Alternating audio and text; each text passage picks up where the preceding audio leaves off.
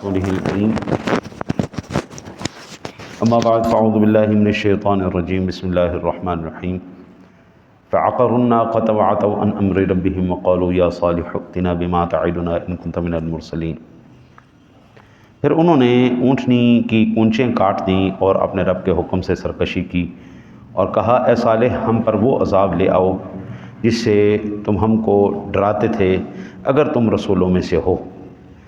فأخذتهم الرجفة فأصبحوا في دارهم جاثمين، تو ان کو زلزلے کے عذاب نے پکڑ لیا، پس وہ صبح کو اپنے گھروں میں اوندے منہ پڑے رہ گئے۔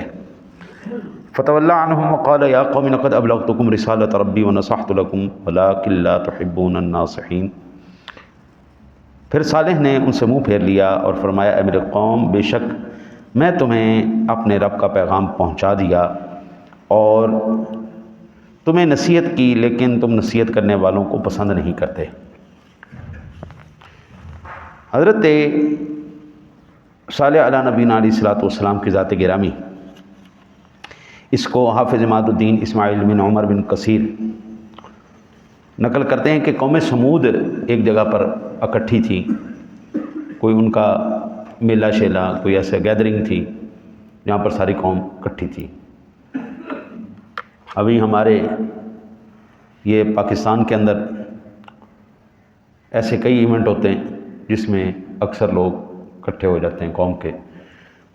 یہ لاہور کے اندر ابھی اپنی ماضی قریب کے اندر استقبال ہوا ایک حضرت کا، تو اس پر کہہ رہے تھے جی لاکھوں انسان آئیں، تو ایسی کوئی گیدرنگ تھی، حضرت صالح علیہ السلام تشریف لے گئے۔ حسب معمول آپ نے ان کو اللہ تعالیٰ پر ایمان لانے اور بت پرستی ترک کرنے کی دعوت دی۔ ان کی واضح و نصیحت سن کر قوم نے ایک پہاڑ کی طرف اشارہ کیا۔ انہوں نے کہا جناب بات یہ ہے، ٹھیک ہے ہم آپ کی بات مانتے ہیں، لیکن بشرط یہ ہے کہ یہ جو سامنے آپ پہاڑی دیکھ رہے ہیں، اس پہاڑی سے ایک اونٹنی نکلے، اور وہ اونٹنی عام اونٹنی نہیں ہونی چاہیے، وہ جوان اونٹنی ہونی چاہیے اور 10 ماہ کی گیابن بھی ہونی چاہیے۔ اور جیسے ہی وہ اونٹنی اس پہاڑ سے باہر نکلے تو پھر حضرت ہم اس کو بچہ جنتے ہوئے دیکھیں اور پھر ہم آپ پر ایمان لے آئیں گے۔ حضرت صالح علیہ السلام نے ارشاد فرمایا پھر یہ یاد رکھنا کہ جب میں اس اونٹنی کو اپنے معجزے سے تمہارے سامنے ظاہر کر دوں، اللہ کی نشانی یہ ظاہر ہو جائے، تو پھر انکار نہیں کرنا تم لوگ، وعدہ کرو میرے ساتھ ہم جناب آپ کے ساتھ ہیں، ہم وعدہ کرتے ہیں ہم آپ پر ایمان لے آئیں گے۔ حضرت صالح علیہ السلام نے اللہ تعالیٰ کے حکم سے معجزہ دکھایا، اونٹنی نکلی یا بن بھی تھی، نکلتے اس نے بچہ دیا۔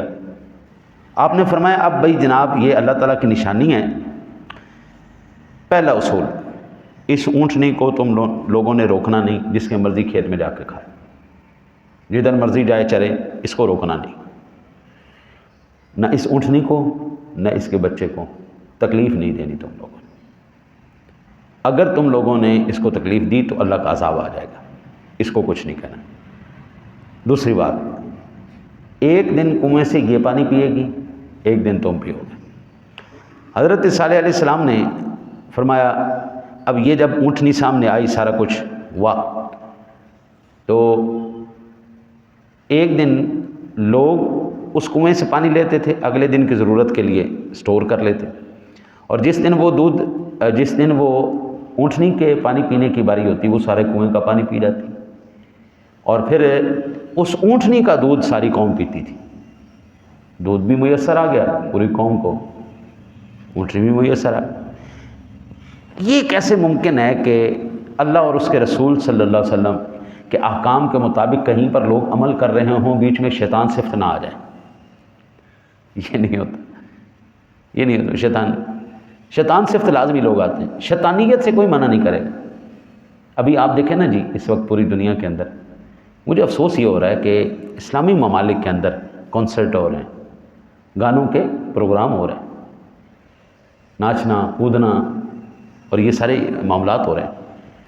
افسوس اور دکھ کی بات یہ ہے فلسطین میں مسلمان روزانہ کی بیس پر کٹ رہا ہے، مائیں بچیاں بہنیں ان کی عزت پامال کی جا رہی ہیں، لیکن نہ ہمیں فلموں سے جو ہے وہ فرصت ہے، نہ ڈراموں سے فرصت ہے، اور جن کے پاس زیادہ پیسہ ہے وہ شہروں میں اور کنسرٹس میں ضائع کر رہے ہیں اپنا سارا پیسہ، ادھر کوئی نہیں دیکھ رہا۔ اور پھر یہ جو اس سائڈ پہ آ رہے ہیں ان کو کوئی برا بھی نہیں کہہ رہا۔ دکھ کی بات یہ جو انسانی حقوق کی تنظیمیں تھیں وہ فلسطین کے اوپر ہوتے ظلم پر کوئی بھی نہیں بول رہا۔ جو جانوروں کے حقوق کی تنظیمیں تھیں وہ جانوروں کے حقوق والوں کو کم از کم اتنا خیال کرنا چاہیے کہ کتے کو وٹا پڑ جائے تو وہ عدالت میں کیس لے جاتے ہیں، جب انسان کو گاجر مولی کی طرح کاٹا جا رہا ہے وہاں پر کوئی نہیں تڑپ رہا، کوئی نہیں پھڑک رہا۔ پاکستان کے اندر یہ باتیں زیر بحث ہیں کہ جناب الیکشن کب ہوگا، وزیر اعظم کون بنے گا، فلانی کرسی کنوں ملے گی۔ یار یہ اسلامی جمہوریہ پاکستان ہے، کلمے کے نام پہ ہم نے لیا تھا، کم از کم کچھ حیا کرو، کو خوف خدا کرو۔ تمہارے سے یہ کشمیر کھینچ کے لے گئے، چھین کے لے گئے، تمہیں پھر بھی فرق نہیں پڑا۔ اب فلسطین یہ نہ سمجھنا کہ وہ ہمارے پڑوس میں ہے، ہم سے دور ہے، تو اس کے گھر میں آگ لگی ہے تو ہم خاموشی سے جو ہے نا وہ سکون سے وہ وقت گزار لیں گے تو ہمیں کچھ نہیں ہوگا۔ ایسا نہیں ہوگا۔ یہ دشمن جو اسلام کا دشمن ہے، جو مسلمانوں کا دشمن ہے، اس نے یہ تہیہ کیا ہوا ہے کہ ہر ایک دنیا کے خطے سے مسلمان کو ختم کرنا ہے، اور وہ تھوڑا تھوڑا تھوڑا چھوٹا چھوٹا چھوٹا چھوٹا کر کے پہلے کامیابی حاصل کر رہا ہے، پھر اس کے بعد پاکستان کے پڑوس میں آگ لگی ہو تو جو نہ بجھائے اس سے بڑا بیوقوف کوئی نہیں، کیونکہ وہ آگ اتنی بھی بڑھ سکتی ہے کہ تیرے گھر کو اپنے لپیٹ میں لے لے، اور یہ اسی طرح ہوگا، یہ جانے والا نہیں ہے۔ ہم جتنا مرضی خاموش ہو جائیں، ہماری جو ہے نا جی شرم مر جائے، غیرت مر جائے، وہ ایک الگ بات ہے، لیکن ایسا نہیں ہو سکتا کہ وہ اگر ہم اس کو اگنور کر دیں گے تو یہاں پر سکون رہے گا، ایسا نہیں ہو سکتا۔ شیطان نے فتنہ جناب اب فتنہ ڈالا۔ ایک شخص تھا، یہ البدایہ والنہایہ کے اندر لکھا تھا، وہ ولد الزنا تھا، بغیر نکاح کے پیدا۔ آج کل لیو ان ریلیشن کا بڑا عام چل رہا ہے نا جی سسٹم، یورپ کے اندر تو عام ہے، چلو پہلے 2-4 بچے کر لینے ہیں، جو سمجھ آ گئی پھر شادی بھی کر لیں۔ ہمارے ہاں تو تصور بھی نہیں ہے نا جی شادی سے پہلے۔ ایک ولد الزنا شخص تھا، اس کی آنکھیں نیلی تھی، رنگ سرخ تھا، اور اس کا نام قیدار بن صالح بن جندع تھا، اور یہ ان کا رئیس تھا۔ ولد الزنا، خوبصورت، نیلی آنکھوں والا، سرخ رنگ والا، اور سردار، کیا بات، کمال ہوگی۔ ایک کریلا، دوسرا نیم چڑھیا، آہا، ایک سونا، اتو پھر رئیس، سردار۔ اس کے مشورے سے انہوں نے یہ ڈیسائیڈ کیا کہ ہم ایسا کرتے ہیں کہ اس اونٹنی کو مار دیتے۔ انہیں چنگا پکھنڈ بایا ہے، سارا پانی پی جاندی، سانوں ملتا ہی نہیں، ہاں جی اسی تنگ آ گیا اس چیز۔ امام ابن جریر وغیرہ نے بیان کیا ہے کہ سمود پانی کی باری کی تقسیم سے تنگ آ چکے تھے، وہ اونٹنی کو قتل کرنے سے ڈرتے تھے۔ تب مصدوق نام کی ایک حسین اور مالدار عورت آئی۔ عورت نے مصدع اور قیدار کے سامنے یہ پیشکش کی۔ اس نے کہا جناب بات یہ ہے، اے ویکو کنی سونی کڑی میں ہے، پیسہ بھی میرے کو، تہاڈا دل نہیں کرتا تسی عیاشی کرو؟ آئے ہائے ہائے ہائے حضرت صاحب، بندہ جنہ مرضی ہے جی وہ جوان ہوئے نا جی، بڈھی دے اگے آ کے ہو جاتا، بس ختم۔ بڑے بڑے پیسہ، حسن بھی ہوئے، حسین بھی ہوئے، اور پیسے والی بھی ہوئے، ہاں جی آج کل لوگوں کی یہی تمنا ہے نا جی، یا اللہ کوئی ایسی بڈھی دے دے جی آپ کما کے لے آئے تو کھائیے تو موج کریے، سانوں کھوا کے دینے۔ زن زر زمین، یہ 3 چیزاں شروع سے فتنے کا سبب رہی۔ لڑائی کے پیچھے 3 جھگڑے ہوں گے، عورت ہوگی، زمین ہوگی، یا پھر پیسہ ہوگا۔ عورت، زمین، پیسہ، اس کے علاوہ کبھی کوئی آپ کو نہیں ملے گا کہ اس کے علاوہ کوئی جھگڑا ہے۔ ابے نو کہے گی اولاد، گندی اولاد کہے گی ابا میرا حصہ مینو دے، میرے حصے زمین مینو دے، میرے حصے کا پیسہ مینو دے، میں اندر نال شادی کرنی نہیں تو میں خودکشی کر لاں، ہے جی لو جی زن زر زمین، ان 3 سے باہر بندہ نہیں آ سکتا۔ بڑے کوئی خوش نصیب ہوگا جو ان تینوں کہ فتنے سے بچ گیا۔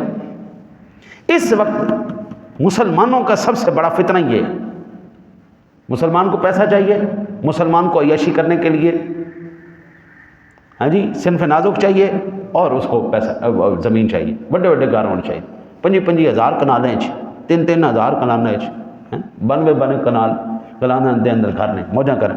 اس عورت نے کہا کہ جناب مار لار عورت، اس نے کہا جناب میں آپ بھی ایک حسین عورت بھی نال لے کے آواں گی، پیسہ بھی دیاں گی تانوں، عیاشی کرو، لیکن شرط ایک کی ہے، شرط ایک کی ہے، حضرت صالح علیہ السلام کی اونٹنی کو تم نے مارنا ہے۔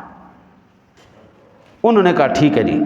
اب جناب مصداق نے اس کو تیر مارا، کیدار نے اس کی ٹانگیں کاٹی اور اس کو ہلاک کر دیا۔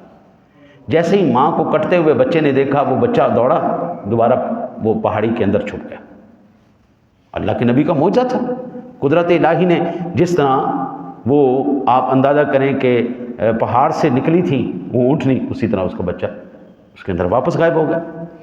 اب جناب حضرت صالح علیہ السلام تک جب یہ خبر پہنچی تو انہوں نے کہا کہ اے اللہ کے بندو کیا کر بیٹھے، میں نے تمہیں منع نہیں کیا تھا اس کو نہیں کچھ کہنا، ورنہ تم اللہ کے غضب کو آواز دے دو گے، تم نے وہی کام کیا، لو پھر ہن تیار ہو جاؤ کاکا، اللہ دا عذاب آیا۔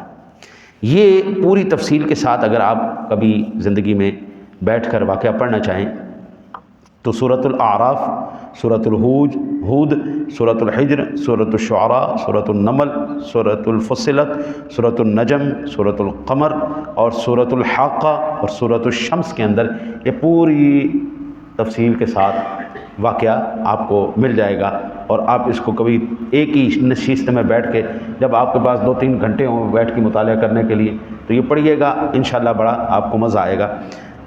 اب یہاں پر بات نہیں رکی، جب حضرت صالح علیہ السلام نے کہا نا کہ تم نے اللہ تعالیٰ کے غضب کو آواز دی ہے اور 3 دن کے بعد عذاب آئے گا، لو جی صالح علیہ السلام کو بھی جناب دنیا نے قتل کرنے کی سازش، انہوں نے کہا جس کی وجہ سے آنا ہے بد دعا تو اس نے کرنی ہے، اس کو بھی مار دو۔ صالح علیہ السلام کو بھی لو جی سازش بنائی گی۔ جب حضرت صالح علیہ السلام ایک رستے پہ جا رہے تھے اور وہ مارنے کے لیے آگے بڑھے، قدرت خدا کی، اللہ تعالیٰ نے آسمان سے پتھر برسائے، وہ لوگ وہیں پہ غارت ہو گئے۔ حضرت یہ یاد رکھیں، ہر ایک بندے کی جو بھی اللہ کے راستے پہ چلتا ہے اس کی حفاظت اللہ خود فرماتا ہے۔ جو بھی اللہ کا کام کرے گا، اللہ کے راستے پر چلے گا، اللہ تعالیٰ خود بخود اس کی حفاظت کرے گا۔ اب میں نے یہ جو صورتیں آپ کو عرض کی ہیں، سورۃ القمر کے اندر آپ اگر مطالعہ کریں نا تو سورۃ القمر کے اندر یہ بات پتہ چلتی ہے کہ ایک شخص کیدار نے اونٹنی کی کنچیں کاٹ کر اس کو ہلاک کر دیا۔ سورۃ الاعراف اور سورۃ الشمس میں فرمایا گیا کہ قوم سمود نے اس کی کنچیں کاٹی تھی۔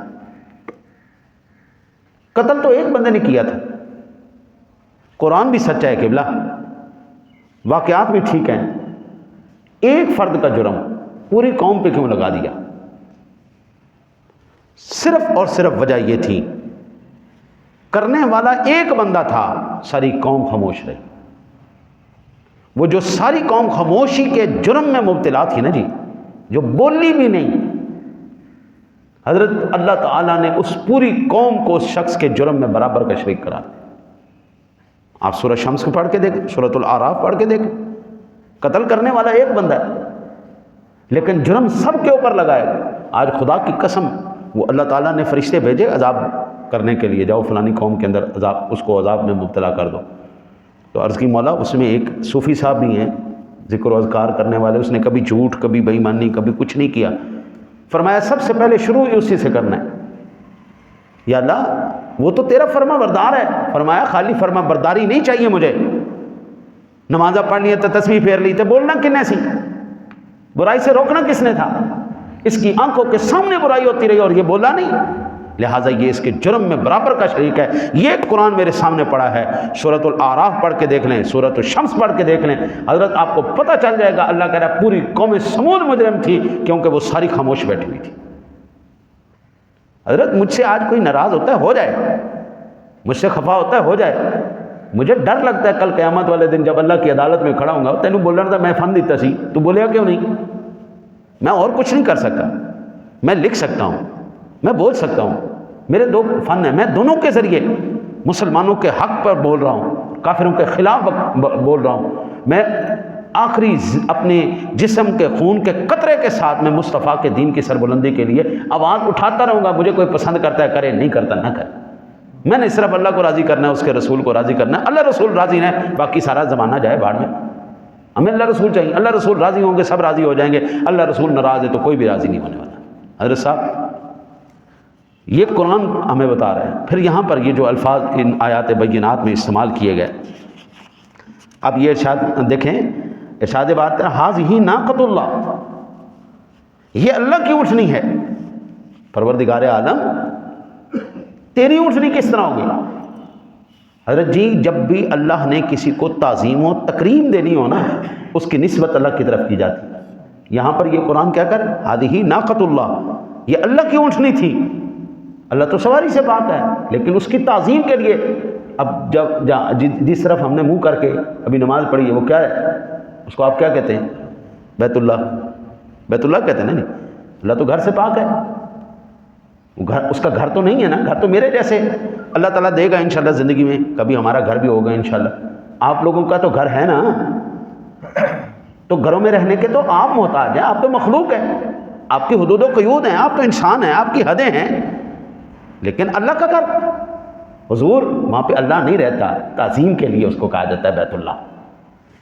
یہ جو میرے سامنے پڑا ہے اس کو کیا کہتے ہیں؟ کلام اللہ.